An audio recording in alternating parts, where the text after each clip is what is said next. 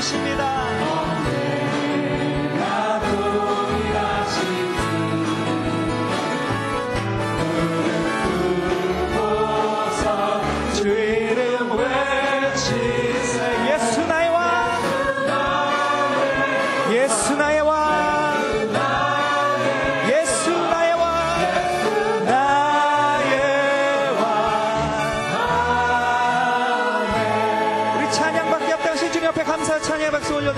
우리의 왕 되신 주님을 높여드립니다. 아멘. 함께 앉으셔서 계속 주님 앞에 고백하며 나가겠습니다.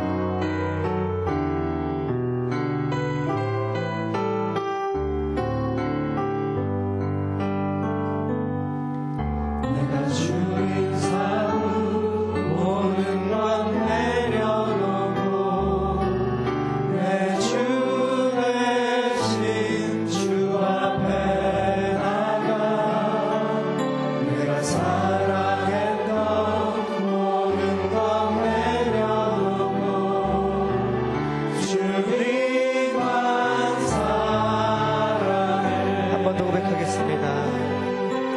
내가 주인 삼은 모든 건 내려놓고 내 주 대신 주 앞에 나가 내가 사랑했던 모든 건 내려놓고 주님만 사랑해.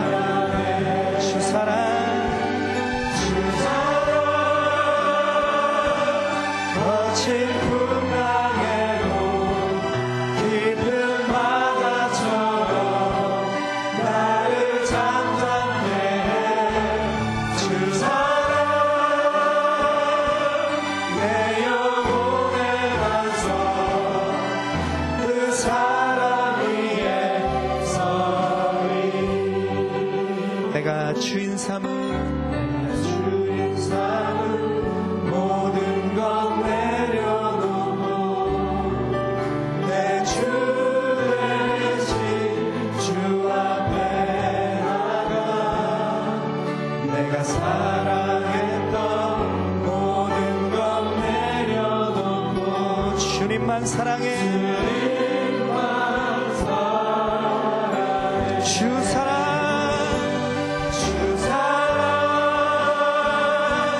거친 풍랑에도 깊은 바다처럼 나를 잠잠케 해. 주 사랑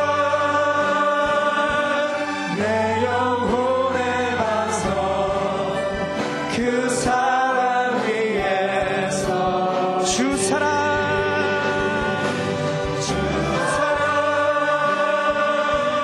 거친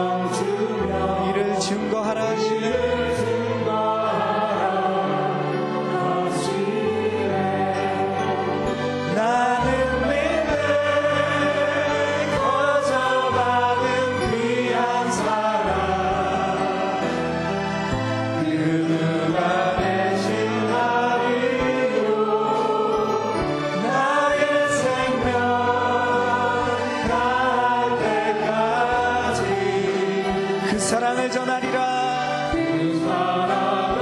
우리 주님께 두 손 들고 고백하며 다시 한번 나아갑니다. 나는 믿네. 거저받은 귀한 사랑 그 누가 대신하리요.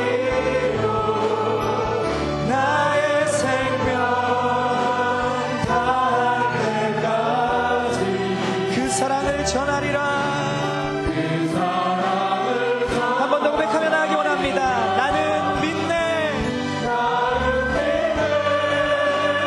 거저받은 귀한 사랑 그 누가 대신하리요.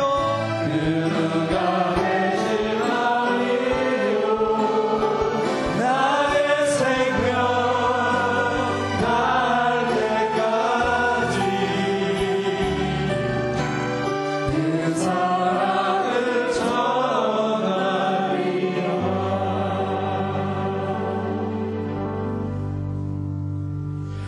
함께 기도드리겠습니다. 하나님 아버지, 예수 그리스도의 십자가를 통해 보여주신 하나님의 크신 사랑과 은혜의 감사함으로 이 예배를 드립니다. 하나님의 절대 주권에 순종하오며 지금 이 순간도 지으신 모든 피조물을 능력으로 다스리시는 하나님을 찬양합니다. 수원 온누리교회를 사랑하시는 하나님, 오직 하나님께서 홀로 영광을 받으시고 저희의 예배를 기쁘게 받아 주시옵소서. 오늘 하나님의 말씀을 선포하는 김평래 목사님에게 기름을 부어 주시옵소서. 아직 확실한 믿음에 서지 못한 지체들이 있다면 이 시간 선포될 말씀을 통해 구원의 확신과 함께 참으로 거듭나는 역사가 있게 하시고 마음과 몸의 상처가 치유되는 하나님의 놀라운 사건이 있게 하옵소서. 저희가 알게 모르게 하나님을 떠나 지은 죄가 많습니다.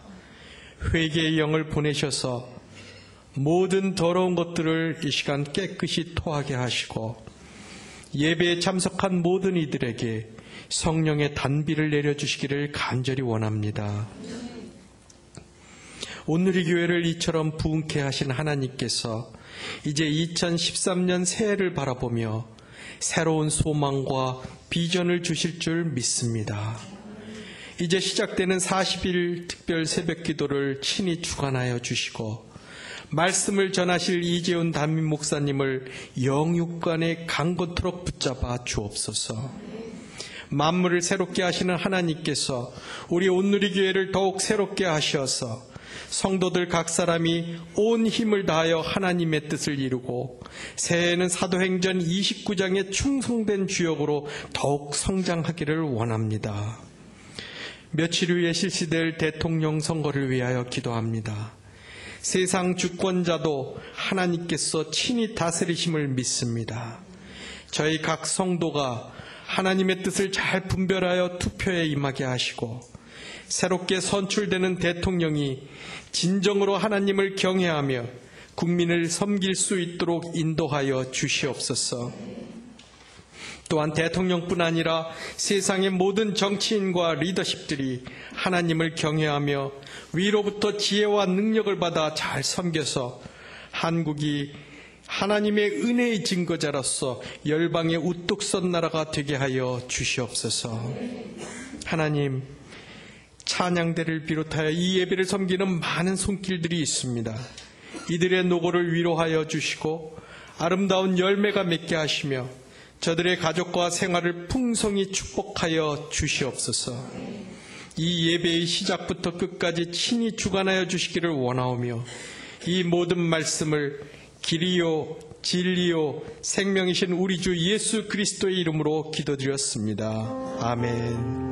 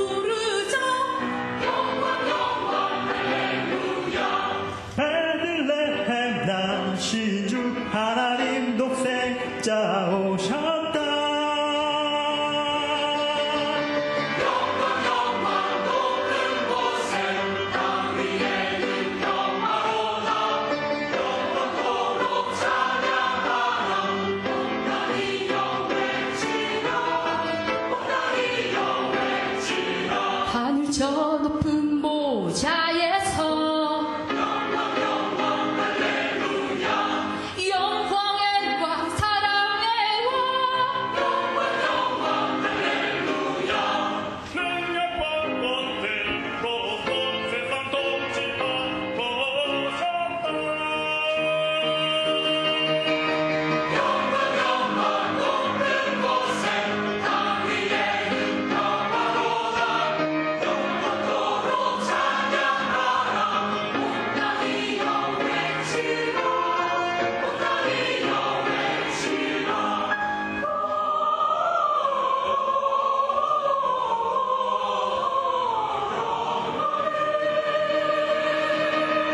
우리 모두 나아가 문을 보경매 땅과 바다 하늘아 주가 나심을 기뻐하여라.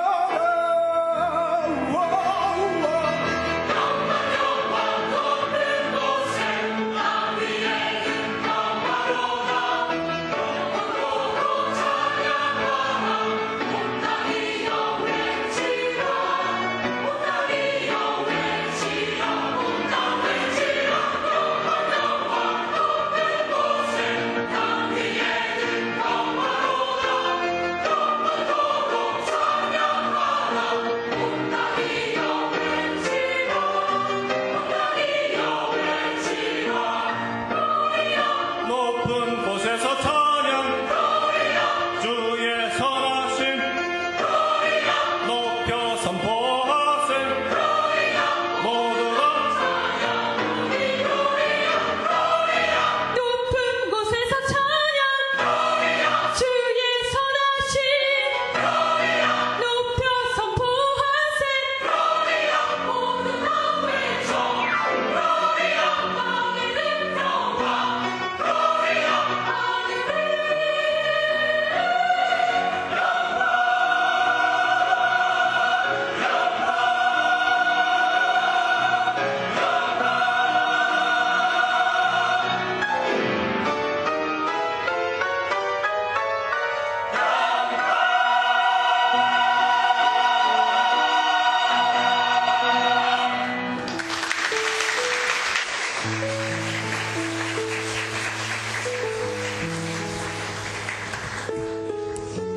다시 한번 영광을 받으시기 합당하신 하나님께 큰 박수로 영광을 드리도록 하겠습니다. 주님을 찬양합니다. 예배 오신 여러분들을 주님의 이름으로 환영하고 축복합니다. 특별히 오늘 저희 수원오늘교회 와서 기도해 주신 분은 성북 공동체를 섬기시는 홍성호 장로님이십니다. 자리에서 한번 일어나시 우리 축복의 박수를 보내드릴까요? 함께 우리 주님의 은혜와 사랑을 함께 옆에 분과 성도님들과 함께 나누겠습니다. 평화, 하나님의 평강이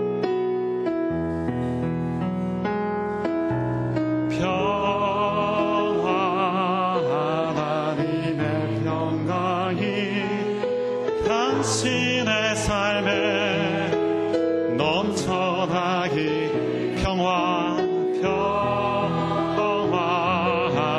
하나님의 당신의 삶에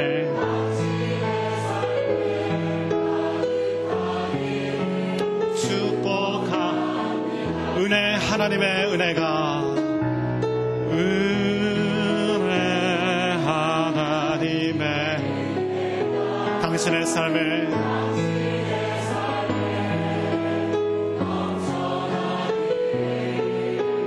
은혜 하나 예배 가운데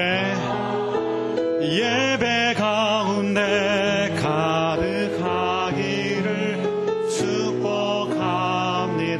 서로 따뜻한 사랑과 격려의 박수를 보내주십시오. 네, 드디어 40일 특세가 내일부터 시작됩니다. 바로 이 자리에서 흩어져 있는 모든 오늘교회 전 캠퍼스가 40일 동안 기도의 용광로에 빠지게 됩니다. 여러분도 꼭 기도의 자리에 있게 되길 바라고요. 이 기도를 통해서 더 깊은 기도의 능력을 우리 모두가 체험하는 응답이 있고 간증거리가 풍성한 40일의 여정이 되시길 주님의 이름으로 축원합니다. 주보를 한번 보시면 주보 안에 교회에서 전하는 소식이 있고요. 또 기도 카드가 있습니다. 기도 카드 한번 다 꺼내 보시겠습니까? 예쁘게 디자인된 특별한 새벽, 특별한 은혜라고 저희가 적혀 있는데요. 저희가 마음의 소원을 담아서 기도 제목 한두 가지를 다 적으려고 합니다. 그래서 온 교회가 기도 제목을 가지고 이 40일 여정을 함께하기 원하는데요. 이 시간에 좀 펜을 들어서 내년에 하나님 내가 이 기도 제목 가지고 하나님께 기도할 것입니다. 간절한 기도의 제목이 있습니다. 자녀를 위한 기도 제목이어도 좋고요. 사업이어도 좋고요. 건강이어도 좋고요. 한 가지 기도 제목을 붙들고 기도하기 원하는데 거기에 성함과 공동체를 쓰시게 되어 있습니다. 성함하고 공동체 쓰시고요. 기도 제목을 거기에 지금 적어주시길 부탁을 드립니다. 기도하는 마음으로 한 가지 정도 간절한 기도의 제목을 적어주시면 저희 교육자분들이 함께 기도할 것이고요. 혹시 펜이 없으신 분은 손을 들어주시면 저희 안내팀에서 여러분에게 펜을 드리도록 하겠습니다. 기도하는 마음으로 한 가지 마음의 간절한 소원을 담아서 기도 제목을 적어주시길 부탁을 드립니다. 저희가 그 기도 제목 가지고 40일을 하나님 앞에서 기도 드리도록 하겠습니다. 지금 기도 제목들을 적어주시기 바랍니다. 이 앞에 펜이 없는 분들이 있습니다. 펜을 좀 갖다 주시길 부탁을 드립니다.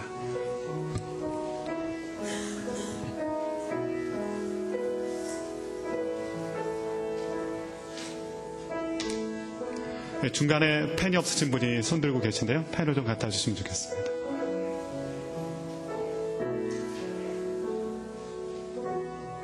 네, 펜을 갖다 드리도록 하겠습니다.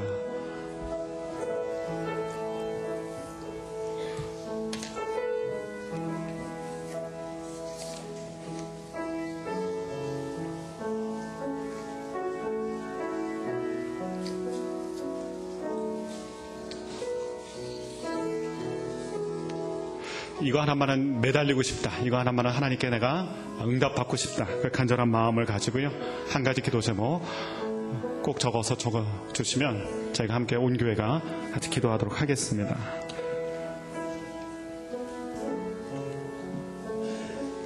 네, 적어주신 기도 카드는 나가시면서 안내팀에게 내어주시면 됩니다. 작성하신 기도 제목들은 나가시면서 안내팀에게 주시면 저희가 걷어서 함께 기도하고 온 교회가 집중해서 기도할 수 있도록 여러분들 돕도록 하겠습니다. 예. 아직 적지 못하신 분은 이따가 나가시면서 또 적어주시길 부탁을 드립니다. 성구 암송을 하게 됐는데요. 오늘 말씀 고린도 전서의 말씀입니다. 암송 카드를 꺼내시고요. 암송하신 분은 암송하시고 말씀을 힘있게 한번 낭독하도록 하겠습니다. 함께 읽겠습니다. 시작. 그러나 이제 그리스도께서 다시 살아나사 잠자는 자들의 처절매가 되셨도다. 한 번 더 읽겠습니다.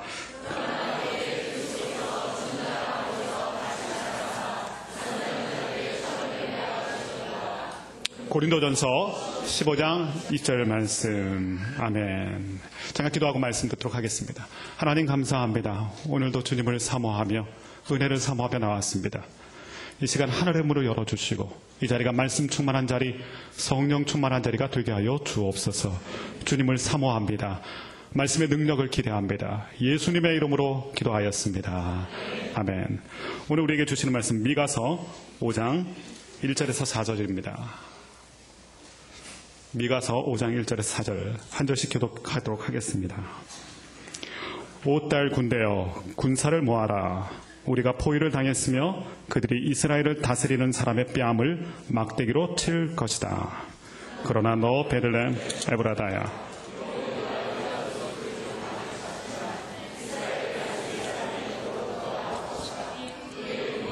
먼 옛날 아주 오랜 옛날로 거슬러 올라간다. 그러므로 해산 중인 여인이 아이를 낳을 때까지는 그분께서 그들을 버려두실 것이지만 그 후에는 그 형제들 가운데서 남은 사람들이 이스라엘 자손들에게 돌아올 것이다.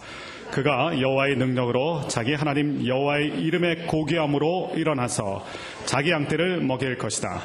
그러면 그들이 안락하게 살게 될 것이니 이는 그의 위대함이 땅끝까지 미칠 것이기 때문이다. 아멘. 옆에 분에게 한 번 더 축복하겠습니다. 말씀 충만하십시오. 저희가 요즘 보내는 절기를 기독교 절기로는 대강절 혹은 대림절이라고 합니다. 예수님이 이 땅에 구세주로 오신 것을 기념하고 축하하고 함께 예배하는 시간입니다. 해마다 12월에 되면 거리 곳곳이 화려해지기 시작합니다. 반짝이는 불빛들로 휘황찬란해지고요. 장식들, 크리스마스 장식들이 빛을 발하게 됩니다. 또 아이들은 어떻습니까? 성탄절 하면 선물을 떠올리고 이번엔 어떤 선물을 받을 수 있을까? 마음이 한껏 부풀어 오르기도 합니다. 이렇게 멋진 성탄트리도 우리 가운데 있고 성탄의 상징이 되어버린 산타도 있고 선물도 있고 종소리도 들리고 화이트 크리스마스를 상징하는 흰 눈도 내리는데 그런데 중요한 것은 주인공이 사라지고 있다는 것입니다. 드라마에서 조연이 아무리 잘해도요, 주연이 빠지면 드라마가 되지 않습니다. 조연이 판치면 오히려 드라마가 죽게 돼 있다고 얘기를 들었는데, 이 주인공이신 예수 그리스도, 메시아이신 주님, 그분이 사라지는 것 같아서 마음 한구석이 아쉽기도 하고 시리기도 하고 다시 크리스마스를 회복해야 되겠다는 그런 열정도 생기게 됩니다. 우리가 성탄절을 맞이하고 있습니다. 성탄, 크리스마스, 말 그대로 거룩한 날이고요. 그리스도 되시는 예수님을 예배란 단어거든요. 예배하는 날입니다. 그러니까 크리스마스를 정말 잘 보내려면 예배가 살아야 됩니다. 왜냐하면 크리스마스는 예배하는 날이거든요. 구원자이시고 구세주이신 그분을. 이 거룩한 탄생에 대해서, 예수님의 탄생에 대해서 구약의 많은 예언자들이 예언했습니다. 곳곳에서 많은 예언자들이 예언했는데 오늘 저희가 보는 이 미가서 말씀, 특별히 미가서 5장 2절의 말씀, 이 말씀은 구원자 되시는 예수님께서 어디에 오시는지, 또한 어떤 모습으로 오시는지, 또한 그분은 우리에게 어떤 의미가 있는지, 이것을 우리 가운데 아주 자세하게 보여주는 그러한 말씀, 예언의 말씀입니다. 미가서가 쓰여진 때가 기원전 8세기입니다. 기원전 8세기에 하나님이 미가 선지자를 불러서 하나님께서 예언을 주셨습니다. 그런데 그가 예언하던 당시의 시대 상황이 썩 좋지가 못했습니다. 기원전 8세기 이스라엘은 굉장한 어려움이 있었습니다. 북이스라엘에 있었고 남유다가 있었는데 북이스라엘은 아수르 나라가 쑥대밭으로 만들어버렸습니다. 나라가 망했습니다. 뿔뿔이 다 흩어지고 완전히 멸망해버렸습니다. 남유다는 또 그 밑에서 자라고 있던 바벨론이라는 강성한 나라가 있어서 바벨론의 위협을 받고 있었습니다. 그러니까 나라 꼴이 말이 아니었어요. 너무나 어려운 상황이었습니다. 초토화되어 버렸습니다. 이스라엘 백성 그렇게 자만하고 교만하다. 우리는 하나님의 백성이기 때문에, 우리는 아브라함의 자손이기 때문에 결코 망하지 않을 것이다. 예루살렘은 무너지지 않을 것이다. 이렇게 자신하고 자만했는데 그들의 미래가 사라질 정도로 굉장한 아픔과 고통과 좌절의 시간을 보내게 됩니다. 자, 1절 말씀 이렇게 시작합니다. 오늘 말씀 1절 다시 한번 읽어보도록 하겠습니다. 시작. 오 딸 군대여 군사를 모아라. 우리가 포위당했으며 그들이 이스라엘을 다스리는 사람의 뺨을 막대기로 칠 것이다. 다시 한번 읽어볼까요? 시작.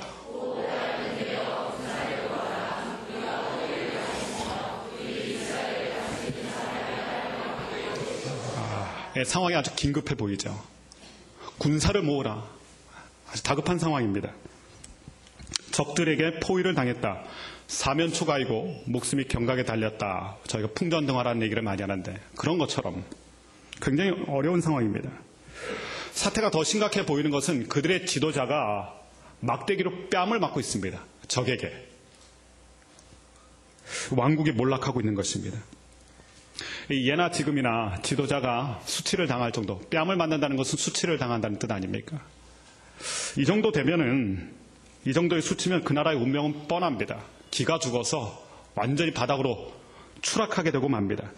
이것이 이스라엘의 모습이었습니다. 미가 선지자가 예언할 당시에 이스라엘의 상황이 이토록 어렵고 힘들었던 상황입니다. 수치를 당하고 미래가 닫히고, 자, 이런 일이 왜 일어났습니까? 그들의 군사력이 약해서가 아닙니다. 군대가 모자라서가 아니었습니다. 경제력이 약해서도 아니었습니다. 외교 정책에 실패한 것도 아니에요. 문제가 있었다면 단 하나인데 그들의 죄 때문에 그렇습니다. 하나님의 백성은 약해서 망하는 존재가 아니라 죄 때문에 수치를 당하고 죄 때문에 어려워지고 죄 때문에 결국 망하게 되어 있습니다. 이스라엘 백성이 이토록 험난한 시간을 보내게 된 것은 그들의 죄 때문이에요. 그래서 이런 수치를 당하게 되었는데, 그렇다면 입이 10개라도 뭐 할 말이 없을 것입니다. 죄의 대가로 망해야 되고 수치를 당해야 되고, 그런데 놀랍게도 하나님은 이 암담한 상황에서 이스라엘 백성에게 메시지를 주세요. 그러니까 하나님께서 징계를 하시고 심판을 하실 때, 그리고 그것으로 인해서 사망의 음침한 골짜기를 지나게 될 때 하나님의 목적은 망하게 하는 것이 아닙니다. 하나님은 우리를 망하게 하시는 분이 아니세요. 그것은 하나님의 뜻이 절대로 아닙니다. 하나님의 뜻은 언제나 회복에 있고 꿈과 소망을 주시는 것이고, 하나님 우리에게 언제나 선한 계획을 갖고 계세요. 이 당시의 상황과 비슷했던 상황에서 예언했던 또 다른 선지자가 있습니다. 눈물의 선지자인 예레미야 선지자예요.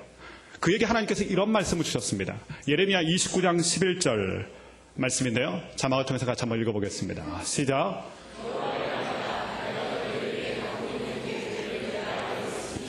그것은 평안을 위한 계획이지 재앙을 위한 것이 아니며 너희에게 미래와 소망을 주기 위한 것이다. 아멘. 나 여호와는 너희를 향한 계획이 있다. 그것은 내가 안다.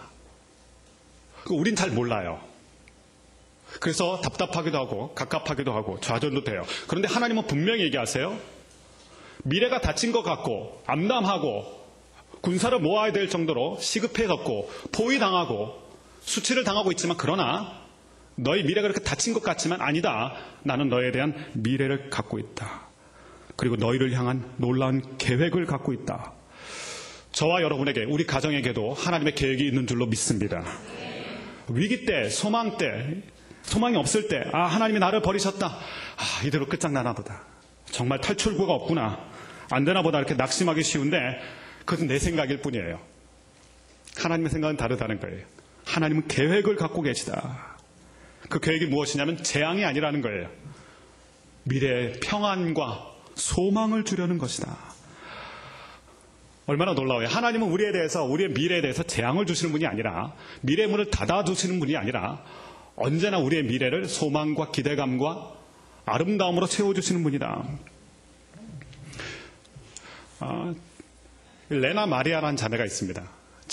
영상을 통해서 한번 볼까요? 레나 마리아, 이 자매예요. 태어날 때 두 손이 없습니다. 그리고 발도 하나가 없어요. 완전한 장애인으로 태어났습니다. 이 자매가 태어났을 때 많은 사람들이 이 자매를 보며 안타까워했습니다. 앞으로 어떻게 살아갈까? 이 아이에게 미래가 있을 것인가? 그렇게 걱정스러운 눈빛으로 이 자매를 많이 쳐다봤어요. 이 자매도 자라면서 사춘기가 되면서 자신의 모습에 대해서 굉장히 실망도 하고 어쩔 땐 낙심도 하고요. 굉장히 어려운 고통의 시간들을 보내게 됩니다. 그런데 이 자매가 그 장애인 올림픽에서 그 수영으로 금메달 딴 사람이고요. 가스펠 싱어입니다. 유명한 가스펠 싱어예요. 이 자매가 나중에 자서전적인 책을 하나 냈는데, 발가락으로 쓴 내 인생 악보, 자서전을 썼는데 거기에 그렇게 썼습니다. 내가 이토록 나에 대해서 강한 자신감, 큰 기대감을 갖는 것은 내 모습이 아니라 나를 향한 하나님의 선하신 계획이 있음을 알기 때문이다. 현실은 절망이에요. 현실은 닫힌 것 같아요. 사람들은 미래가 없다고 얘기해요. 근데 이 자매가 무엇을 붙잡았냐면, 하나님이 나를 향한, 이 모습을 향한 놀라운 계획이 있고 그것은 재앙이 아니라 평안과 소망을 주시려는 것이구나. 계획이 있다. 여러분, 인생이 비참해지는 것은요, 돈이 없어서가 아니에요. 인생이 비참해지는 건 장애가 있어서가 아니에요. 병들어서가 아니에요. 하나님의 계획, 그것이 없기 때문에 그래요. 하나님의 계획이 없으면 우리 미래는 아무리 사람들이 열어주고 휘황찬란해 보이고 그것이 무지갯빛 환상이라 할지라도 그것은 다 가짜예요. 하나님이 계획을 가지고 하나님이 미래를 열어주신다. 이스라엘 백성, 미래가 없다고 얘기하고 싶어요. 지도자들이 수치를 당하고 있어요. 나라 꼴이 말이 아니에요. 무슨 미래를 얘기할 수 있겠어요? 어떤 소망이 있겠어요? 그런데 그 망해가는 이스라엘을 향한 하나님의 계획을 하나님이 이 미가 선지자를 통해서 선포하시고 예언하셨어요. 자, 2절과 3절의 말씀입니다. 2절, 3절 같이 한번 읽어보겠습니다. 시작. 그러나 너 베들레헴 에브라다야,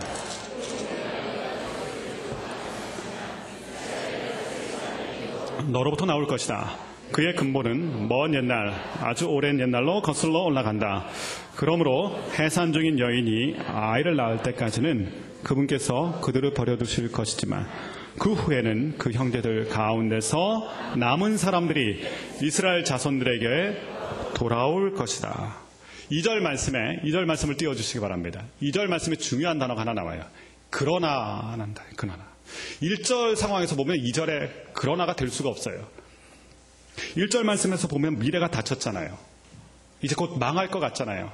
어렵잖아요. 지도자들도 수치를 당하고 있잖아요. 그러면은 말이 되려면 그래서 우리는 희망이 없습니다. 뭐 이렇게 돼야 되는데 2절 말씀 하나님의 반전이라고 그러죠. 그러나 우겨쌈을 당했어요. 나라가 완전히 포위당했습니다. 지도자들은 사로잡히고 뺨을 맞고 그러면 국민들의 사기는 바닥으로 떨어지게 돼 있죠. 국가 부도 파산 위기입니다. 그야말로 소망이 없습니다. 소위 말하면 끝장난 것입니다. 그런데 2절 말씀을 하나님께서 어떻게 시작하시냐면 그러나 이렇게 생각합니다. 인간의 생각, 인간의 관점, 우리의 해석, 인간의 시나리오대로 하면 그래서 우리는 망하게 되었습니다. 그래서 우리는 포기하게 됐습니다. 그래서 절망입니다. 이렇게 돼야 되는데 2절 말씀은 그러나 무슨 뜻일까요? 하나님의 계획이 있다는 것이. 하나님의 미래, 하나님의 평안, 하나님의 소망. 그 기가 막힌 하나님의 반전 사건을 미가서가 예언을 하는데 이렇게 예언합니다. 베들레헴 에브라다야 너는 아주 작은 마을이다. 그러나 너에게서 다스리는 사람이 나올 것이다. 베들레헴의 현실이 무엇입니까? 이스라엘의 국가의 운명, 미래는 어떻게 되는 것입니까? 그것은 우리가 생각할 때 안 되는 상황이고 없어져야 되는 상황이고 베들레헴 현실을 보면 또 아주 작다고 얘기해요. 아주 작다. 작은 건 시시한 것이죠. 보잘것이 없는 것이죠. 기대감이 없죠. 초라한 것입니다. 요즘 그 젊은 세대의 말로는 이 존재감이 없는 거예요. 아무것도 아닌 거예요. 그런데 그 작은 데서 다스리는 큰 자가 나오게 될 것이다. 여러분의 현실이 베들레헴처럼 작고 초라하다고 해서 여러분 기죽지 마십시오. 사업이 어렵고 부도 위기고 또 건강이 많이 악화되고 상황이 좌절스럽고 베들레헴처럼 내 인생이 초라하다고 해서 절대로 절망하거나 그 삶을 포기하는 그런 일은 없어야 됩니다. 왜냐하면 하나님께서는 인간의 절망을, 인간의 자금을 소망으로 바꿔주시는 분인 줄로 믿기 때문입니다. 하나님은 우리의 자금을 큰 힘으로 바꾸는 거예요. 베들레헴의 현실에 대해서 성경은 정확하게 얘기합니다. 베들레헴은 작아요. 베들레헴은 시시한 거예요. 하찮은 것이에요. 그런데 거기서 다스리는 큰 자가 나오게 될 것이다. 지금 현실에서는 아무 미래가 없을 줄 알았는데 그러나 하나님께서 미래를 열어주시고 그 미래가 크고 창대한 것을 열어주시면서 우리 이 말씀이 선포되는 거예요. 이 작고 연약하고 불편하고 어떻게 보면 볼품없는 이 베들레헴에서 다스린 자가 나온다. 이 예언은 미가 선지자가 예언한 다음에 700년이 지난 후에 바로 그 땅 베들레헴에서 그대로 이루어집니다. 누가복음 2장 4절에서 7절 말씀, 이 말씀이 현실이 된 말씀이에요. 같이 한번 읽어보도록 하겠습니다. 시작. 요셉도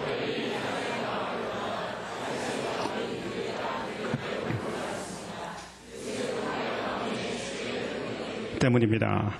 그는 약혼한 마리아와 함께 호적을 등록하러 그곳에 갔습니다. 그때 마리아는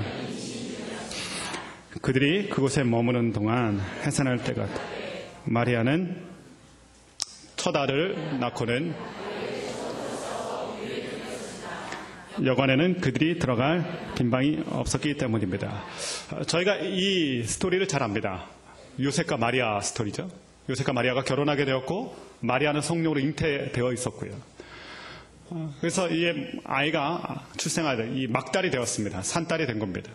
그런데 느닷없이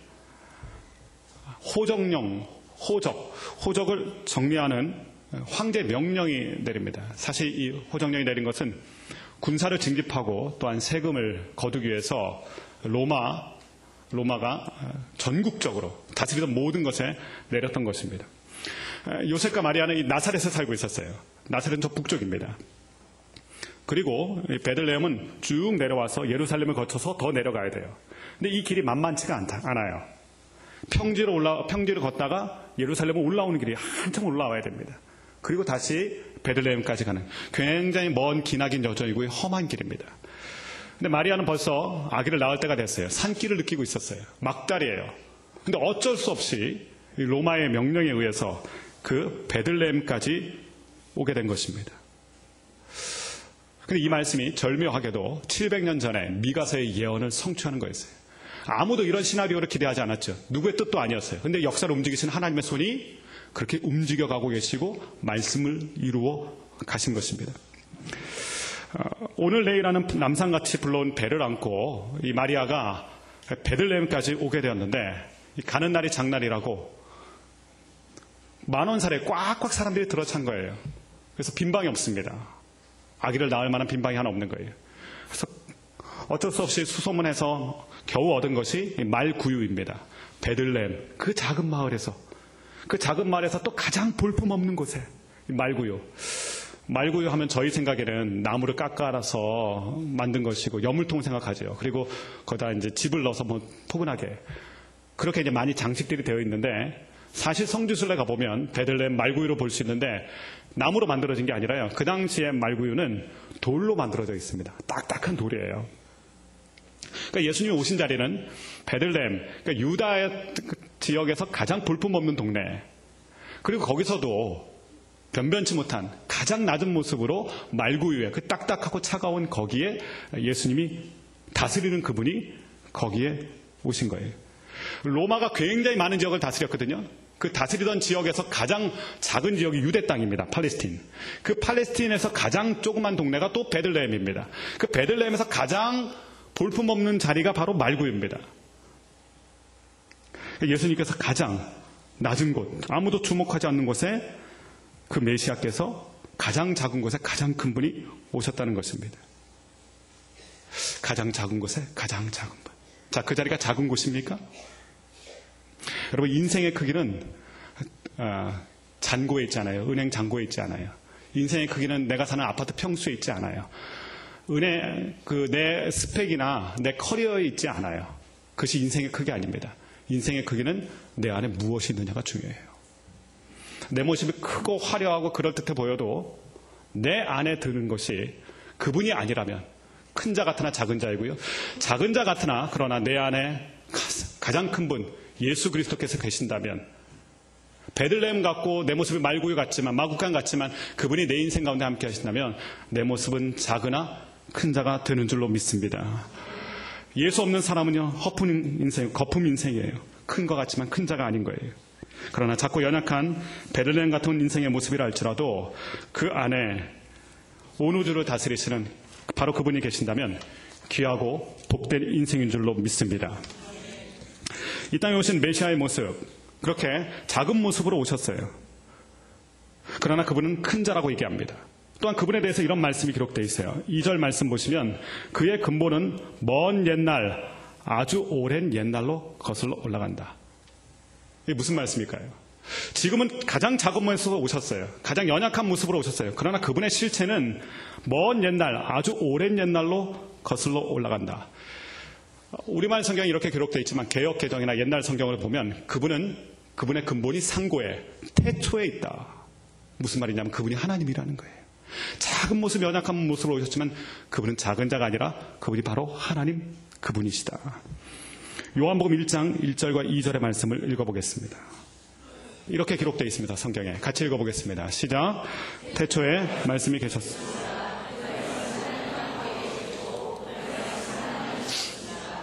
그분은 태초에 하나님과 함께 계셨습니다. 이 땅에 오신 예수님에 대해서 이렇게 얘기하는 거예요. 그분은 말씀이시고 그분은 하나님이십니다.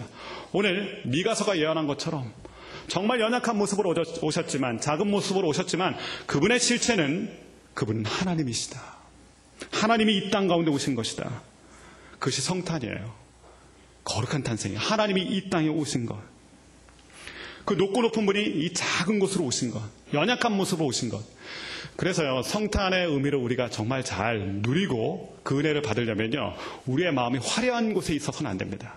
성탄 파티하는 곳에 있어서는 안 됩니다. 물론 파티도 해야 되죠. 주님이 오신 걸 기뻐해야 되니까. 그러나 주님이 오신 참 의미를 경험하기 위해서는 우리의 마음이 마구간 같아야 돼요. 그리고 우리의 삶의 자리가 낮은 곳으로 가야 돼요.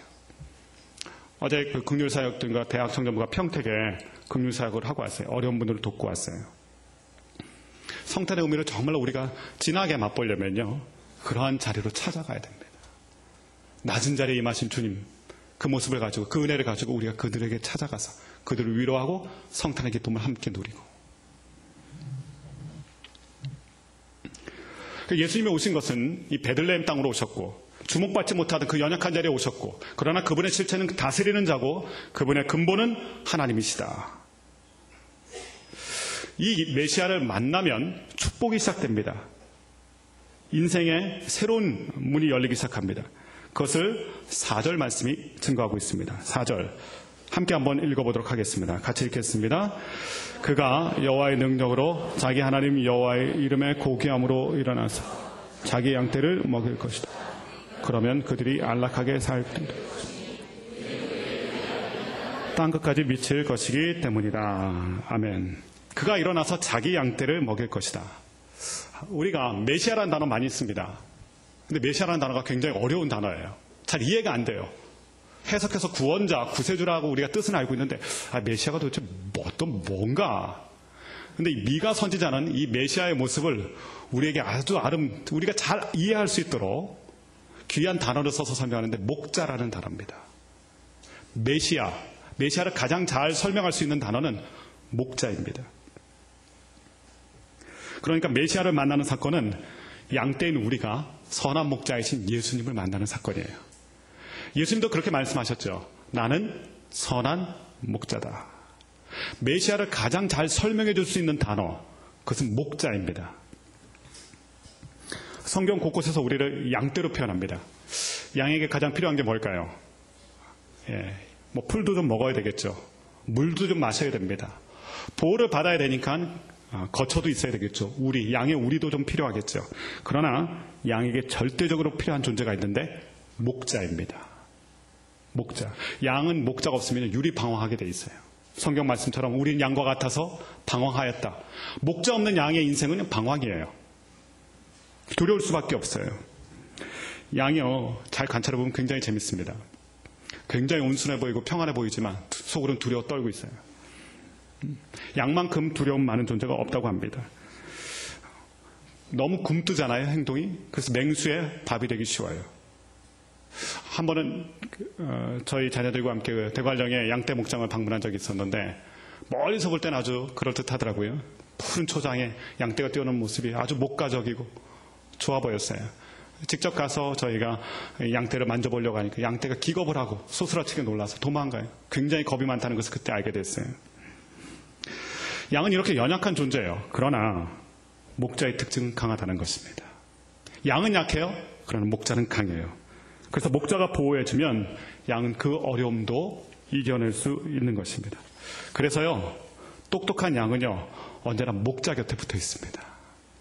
똑똑한 성도는 주님 곁에 붙어 있습니다. 지혜로운 성도는 주님 곁에 딱 붙어 있는 거예요. 그래야 보호받거든요. 그리고 내가 알아서 하는 게 아니라 주님께서 나를 인도하시는 거거든요. 메시아를 만난 것은요, 바로 이 사건입니다. 구원자 되시는 예수 그리스도를 만나는 것은 내 인생, 방황할 수밖에 없는 인생, 연약한 인생이 강하신 목자를 만나는 사건이에요. 안전하게 되는 거예요. 보호받게 되는 거예요. 그것이 메시아를 만나는 구원 사건입니다. 근데 4절 말씀에 메시아 되신 예수 그리스도에 대해서, 그분에 대해서 이렇게 표현합니다. 그가 일어나서 자기 양떼를 먹일 것이다. 양떼를 먹여줄 것이다. 이 양은요, 지독한 약시입니다. 시력이 거의 없어요. 그래서 스스로는 이 풀을 찾아가서 먹을 수가 없습니다. 그게 양의 한계입니다. 푸른 초장과 쉴만한 물가 얼마나 좋습니까? 갈 수만 있다면. 문제는 가지 못하는 게 문제죠. 저는 제가 배낭여행을 처음으로 한 곳이 성지인데요, 이스라엘인데, 배낭을 메고 성지에 갈 때 제가 그림을 그려봤어요, 머릿속에. 이 성지니까 성경 말씀처럼 푸른 초장이 이렇게 쫙 깔려있겠다. 비행기에서 내리면 온통 푸른 풀밭이겠다. 시편 23편을 생각한 거죠. 내려서 보니까 황무지예요. 아무것도 없어요. 특별히 유대 땅에 가면, 예루살렘 근처로 가면 아무것도 없어요. 다 황무지예요. 유대 땅 목초지가 풍성하지 않아요. 풀이 많지가 않더라고요. 그리고 땅이 척박합니다. 땅이 척박하면 풀들이 어떤 풀이 자라냐면 독초가 자라고요. 가시가 자랍니다. 자기가 생존해야 되니까 풀들이. 그래서 독초도 많이 나고 가시도 많이 나요. 그래서 양이 목자 없는 양들이요. 제 멋대로 가다가 독풀을 먹기도 하고 가시에 찔리기도 합니다. 자기 멋대로 살다가는. 자기 마음대로 가다가는. 목자 없는 양은 그렇게 상처가 날 수밖에 없어요. 연약해질 수밖에 없어요. 그러나 목자가 있다면 이야기는 달라져요. 우리 인생에 목자 대신 예수님을 만나면 우리 인생 스토리가 달라져요. 왜냐하면 그분이 인도해 주시기 때문에 그렇습니다. 양도 푸른 초장 가고 싶죠. 저희도 푸른 초장 가고 싶어요. 문제는 저희가 안 된다는 거예요. 푸른 초장은 목자만 알아요. 목자가 알고 계세요. 우리 인생의 푸른 초장과 실만한 물가는 우리가 못 가요. 주님만 아세요. 그래서 메시아를 만나야 되는 거예요. 예수님을 만나야 되는 것입니다. 우리 마음대로, 우리 생각대로, 우리 경험대로 가다가는 우리가 많이 경험했잖아요. 독풀을 먹기도 하고 가시를 만나기도 하고 만나서는 안 되는 사람을 만나서 고통을 당하기도 하고 내 마음대로 했다가 주워 담지 못하는 상황들이 벌어지기도 하고요. 아브라함과 조카 롯 두 사람이 헤어지게 됐습니다. 아브라함이 얘기하죠. 네가 이쪽을 선택하면 나는 이쪽을 선택하리라. 네가 이쪽 선택하면 나 이쪽 선택하겠다. 이 젊고 유능한 롯이 순식간에 땅을 한번 한눈에 훑어보니까 저쪽 땅이 물이 넉넉해요. 소할 땅. 물이 넉넉하던 그 땅이 오아시스라는 거거든요. 오아시스니까 풀도 많겠죠. 푸른 초장과 쉴만한 물가처럼 보였겠죠. 그래서 그 땅을 선택합니다. 그리고 그 땅으로 가요. 반면에 아브라함은 선택을 하지 않아요. 선택의 여지가 없어요. 아브라함의 특징이 있어요. 갈 바를 알지 못했다. 하나님이 안 가르쳐줘요. 목자는 안 가르쳐줍니다. 자, 저쪽에 가면 풀이 있다. 아니요. 목자는 그냥 끌고 가실 뿐이에요. 그런데 결과가 어떻습니까? 그렇게 머리 빠르게 두뇌 회전이 빨라서 선택한 그 소할 땅은 겉보기에는 푸른 초장 같았지만 거기는 하나님의 진노와 심판이 쏟아지는 절망의 땅이었고요. 갈 바를 알지 못했지만 하나님께서 인도하신 목자를 만난 아브라함은 어디 가든지 열리는 인생이었어요. 하나님 문을 열어주셨거든요. 하나님이 그 인생을 축복의 통로로 쓰셨거든요. 메시아이신 예수님을 만나는 사건, 그것을 미가 예언자는 목자를 만나는 것이고 그 목자를 만나게 되면 그 목자가 우리를 먹여주실 것이다. 그래서요, 메시아를 만나게 되면, 인생의 목자를 만나게 되면 그 인생의 결론은 평안입니다. 평안. 예수님 만나면 복을 많이 받아요. 복 중에 복은 평안한 거예요. 마음이 흔들리지 않는 거예요. 4절 말씀 다시 한번 읽어볼까요? 4절에 이렇게 기록이 되어 있습니다. 4절 다시 한번 한 목소리 읽어보겠습니다. 시작. 그가 여호와의 자기 양떼를 먹일 것이다. 그러면 그들이 안락하게 살게 될 것이니 이는 그의 위대함이 땅까지 미칠 것이기 때문이다. 자기 양떼를 먹여주시는 목자가 돼서요. 그 목자를 만났더니 배불리 먹게 되고 그리고 그들이 안락하게 될 것이다. 안락하다는 게 뭡니까? 평안함을 얘기하는 거예요. 여러분, 안락은 오래 앉아있는다고 안락해지지 않아요. 휴양지, 그럴듯한 휴양지, 그 가서 며칠, 3, 4일 있는다고 해서 마음이 평안해지지 않아요. 조금 더 편안해질 뿐이지 평안해지지는 않습니다. 그런데 메시아를 만나게 되면 하나님이 보내주시는 그 목자를 만나게 되면 그분이 나의 삶을 붙들어 주시면 안락하게 될 것이다. 인간은 죄인이고요. 죄인의 특징이 있어요. 불안함과 염려와 걱정과 두려움이에요. 그건 죄 때문에 그래요. 아담이 죄를 지었어요. 그때 아담에게 나타난 반응이 무엇입니까? 하나님이 아담을 찾으시죠. 내가 어디 있느냐? 그때 아담이 하나님 앞에 뭐라고 대답하냐면 내가 두려워서 숨었습니다. 죄가 들어오면서 두려움이 들어왔고 한숨이 들어오고 걱정이 들어오고 염려가 들어왔어요. 내가 두려워서 숨었습니다. 그래서 죄인된 인간의 본질은 이 두려움과 염려와 근심과 한숨이에요. 그런데 그것을 바꿔주신다는 거예요. 더 이상 불안이 아니라 염려가 아니라 걱정이 아니라, 왜냐하면 목자를 만났기 때문에 그래요. 에덴 동산에 쫓겨났잖아요. 목자를 잃었어요. 그런데 이 땅에 그분이 다시 오신 거예요. 하나님이신 그분. 그의 근본은 상고의 태초에니라. 작은 모습으로 오셨지만 하나님 그분이 오셨어요. 그리고 우리의 삶을 에덴으로 회복하시는 거예요. 목자를 만나게 하시는 거예요. 그래서 다시 에덴으로, 다시 평안으로 다시 들어가는 거예요. 그래서 요한복음 14장 27절에서 예수님이 이렇게 말씀하셨습니다. 요한복음 14장 27절 같이 한번 읽어보겠습니다. 시작.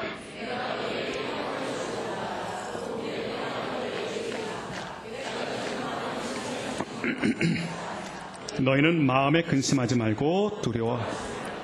내가 주는 평안은 세상이 주는 평안과 다르다.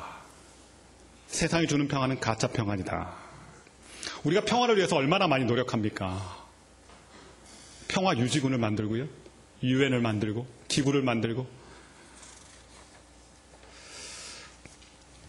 그러나 잠잠하다 싶으면 이곳저곳에서 전쟁이 터지기도 하고요, 북쪽에서는 미사일이 날아가고, 한 건씩 계속해서 터지는 이런 사건 사고 때문에 우리들의 마음이 불안하기 짝이 없습니다. 근데 주님께서 얘기하세요. 목자 되신 주님을 만나면 내가 평안을 주겠다. 그러니까 평안은요, 내가 이렇게 스스로 만들어낼 수 있는 게 아니에요. 참선한다고, 요가한다고, 명상한다고 평안해지지 않습니다. 평안은 그분이 주셔야 돼요. 목자가 주셔야 돼요.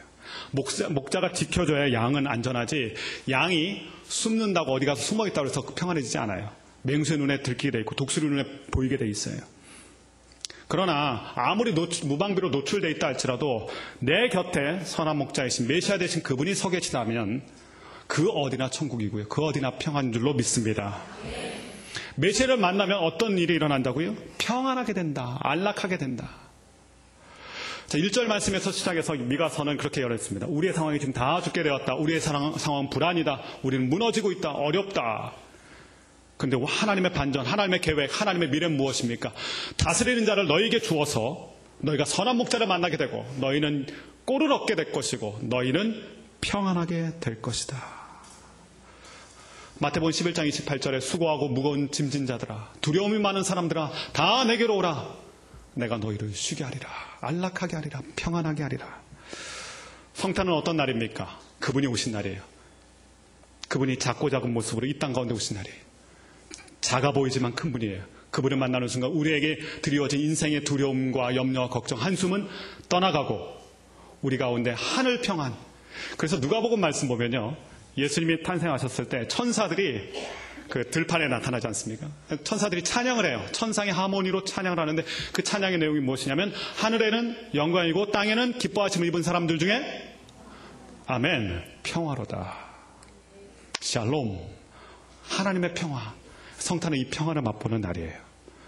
그리고 이 평안을 우리가 하나님 나라에 갈 때까지 가져가는 거예요. 세상은 여전히 요동쳐요. 세상은 우리가 두려움을 줘요. 그러나 그분이 우리 가운데 계시잖아요. 그분이 말 위에 오신 것처럼, 이 땅에 오신 것처럼 우리 영혼으로 쑥 들어오셨어요. 그리고 우리에게 선한 목자가 되어주시고, 방황하는 우리에게 선한 목자가 되어서 우리의 삶을 인도하시고, 두려웠다는 우리에게 평안을 주시고, 그분이 바로 예수 그리스도이신 줄로 믿습니다.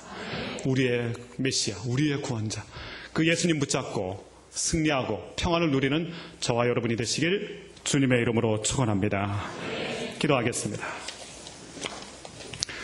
이 시간에 받은 말씀 가지고 통성으로 함께 합심해서 기도하기를 원합니다. 기도할 때 그 거룩한 탄생이, 거룩한 분이 오신 사건이 오늘 나에게도 있게 하여 주시고, 내 인생의 선한 목자로 만남으로 말미암아 내 인생이 더 이상 두려움과 염려와 한숨이 아니라 하늘의 평안을 누리는 거룩한 인생이 되게 하여 주옵소서. 이 성탄의 기쁨이 내 영혼 가운데 가득 차게 하여 주시고, 선한 목자이신 주님으로 인하여서 내가 안락을 누리고 평안을 누리는 하늘의 사람이 되게 하여 주옵소서.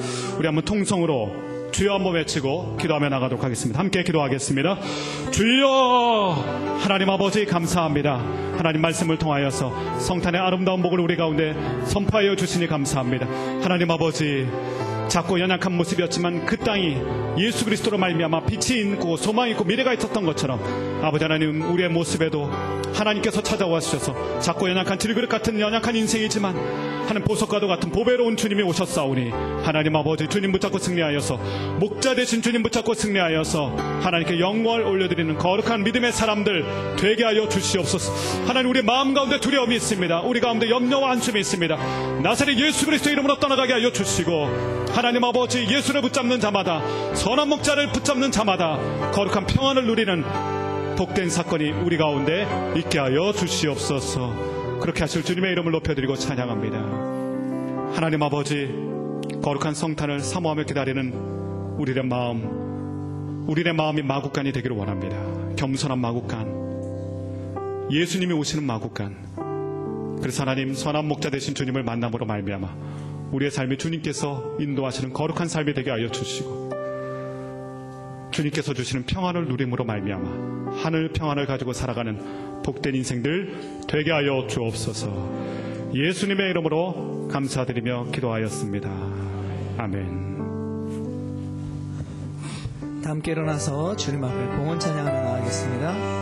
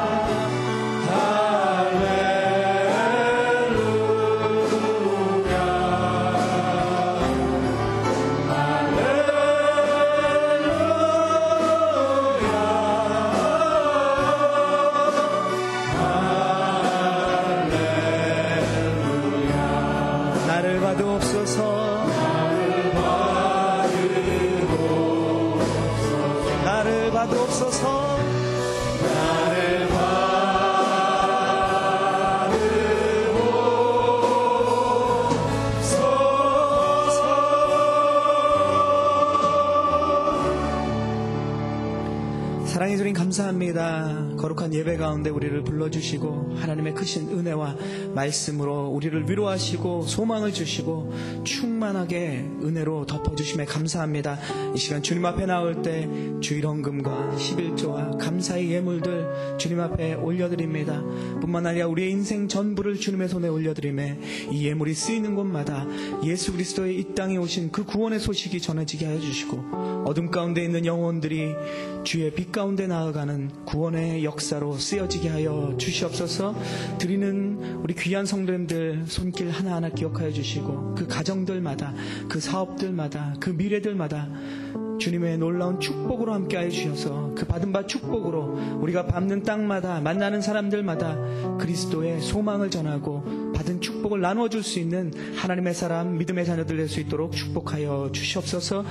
주께 모든 것 올려드리며 지금은 우리 주 예수 그리스도의 크신 은혜와 하나님 아버지의 놀라우신 사랑과 성령님의 위로하심과 함께하심과 교통하심이 오늘도 목자 되신 예수 그리스도 메시아 구원자이신 그 예수 그리스도를 우리의 삶의 주인의 자리에 모셔드리고 우리의 인생을 통해서 예수 그리스도의 그 축복과 평안을 누리기로 결단하고 다짐하고 살아가는 우리 성도님들의 한 주간의 삶 위에 가정 위에 직장 위에 또 일터 위에 또한 지금 이 시간 가운데도 그 구원의 소식을 전하며 사역하시는 선교사님들의 사역과 가정 위에 이제로부터 영원토록 함께 하시기를 간절히 축원하옵나이다. 아멘.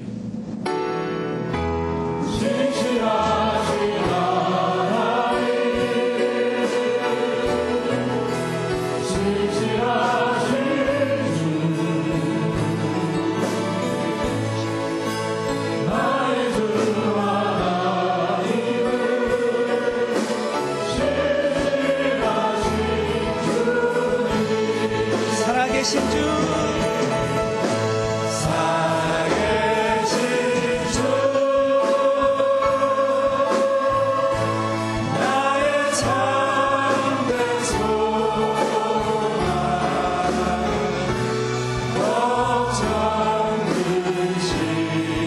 전혀 없네